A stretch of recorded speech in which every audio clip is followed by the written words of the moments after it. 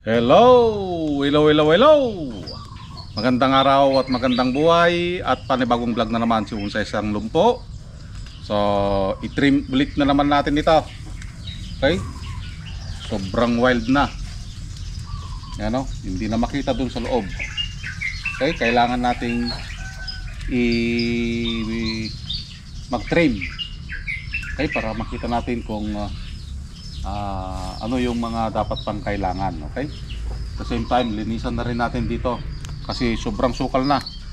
Okay, hindi na mapansin, hindi na makita kung ang halaman ay bonsai pa ba o hindi. Okay, so nandito lang yung ating mga gamit sa mahiwagang bag na ito. Dito nagtatago. Dito pinatago ni Unsay Sang Lumpo ang kanyang mahiwagang gamit.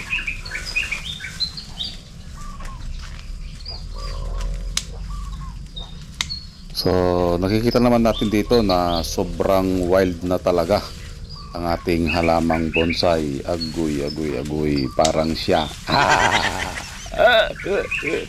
Nag-wild na nung napabayaan mo, agoy.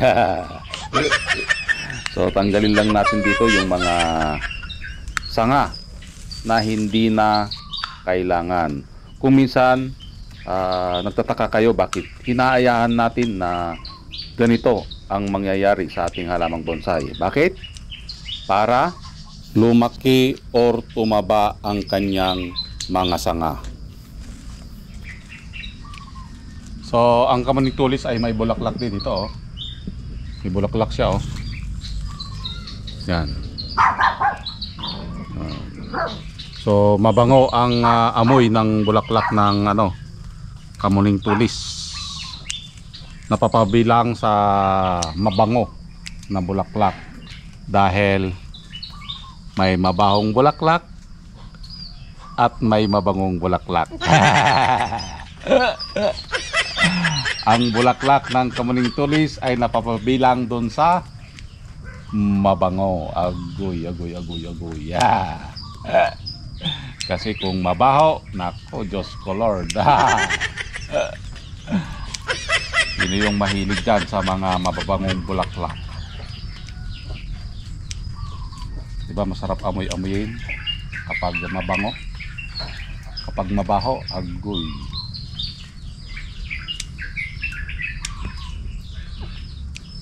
Yan. So may mga bulaklak siya, oh. Pero kailangan na nating tanggalin ito.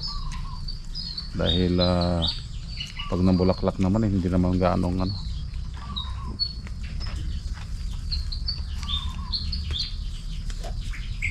Dito muna tayo magtatanggal dito sa part na ito ng dahil pinapalaki natin Okay? Tingnan nyo, mostly ang lumaki ng lumaki dito sa parting taas. Dahil dito ang malakas sa ating halamang bonsai, halos tinubuan na dito ng malaki. Okay? Tulad nga ng palagi kong sinasabi, ang kamuning tulis ayaw niya yung palaging nawawire. Ang gusto niya ay yung clip in grow lang. Kaya ganito ang nangyari sa kanya. Okay? At the same time, itong kamuning tulis ay mabagal. Kaya ganito na lang kung ating ipa-wild ang ating halaman. Okay? So kailangan nating maghintay ng mahabang panahon dahil ang karakter nito ay sobrang bagal. So ganun ang technique natin.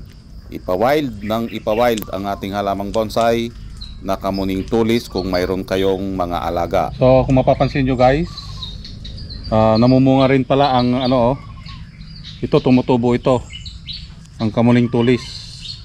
Yan namumunga. So kapag ito ay kinain ng ibon, yan katulad nito may bunga, oh. Yan. Kapag ito ay kinain ng ibon, so sigurado tutubo. Okay? Yan. So hindi lang pala namumulaklak ang kamuning tulis, namumunga din pa pala. Kaya pala dumadami ang kamuning tulis dahil doon namumunga din pala. Dahil noon napapaisip ako bakit ang daming kamuning tulis sa part na ito, sa kabilang part ng bundok ay wala. So mayroon pala silang bunga, at yung bunga na yon ay kinakain ng ibon para dalhin sa iba't ibang lugar. Paki-comment below naman kung may mga puno kayo dyan sa inyong lugar at kung saang lugar na mayroong kamuning tulis. Ang kamuning tulis ay may part dito sa Pilipinas na wala. Okay? So yung iba kamuning bilog. Bilog naman yung kanilang dahon. So ito ay kamuning tulis. So ang kanyang dahon naman ay patulis. At ito na nga, malapit na tayong matapos dito at nakalbo na natin ang ating halamang bonsai. Yon. So natapos na din nating gupitan, okay? Namatayan pa nga ng ibang sangaw ito, namatayan ng sangaw dahil hindi na nasinagan ng araw ito. Pero okay lang, nandito pa naman ito eh. Okay? So ito na yung kanyang kinalabasan. Naging bonsai ulit ang ating wild na wild kanina. Sobrang wild.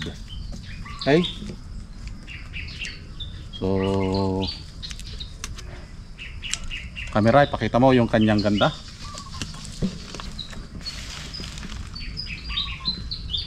Ang size pala ng ating bonsai materials na ito ay imperial size na, dahil sumobra na ito sa 100 cm. Ang pasok lang sa bonsai show ay 100 cm pababa. Okay? So kapag sumobra ka doon, hindi na pwedeng isali. So ito ay collection na lang ang mangyayari. I-display lang dito sa aking garden. Okay? So ito na ang kanyang kabuuan. Yan. So kung mapapansin nyo sa parting baba, hindi na tayo nagputol dahil pinapalaki pa natin itong mga to. Okay? Katulad tong mga to. Yan. May mga part pa tayong pinapalaki dito. Dahan-dahan na hanggang sa makuha natin. Okay? So maraming salamat at nasamahan nyo na naman si Bonsaistang Lumpo. Pati doon sa likod ko malinis na. Okay? Kanina kasi sobrang sukal dito sa part na ito. Okay? So maraming salamat, hanggang sa muli. Bye bye. Nakapagpapawis na naman.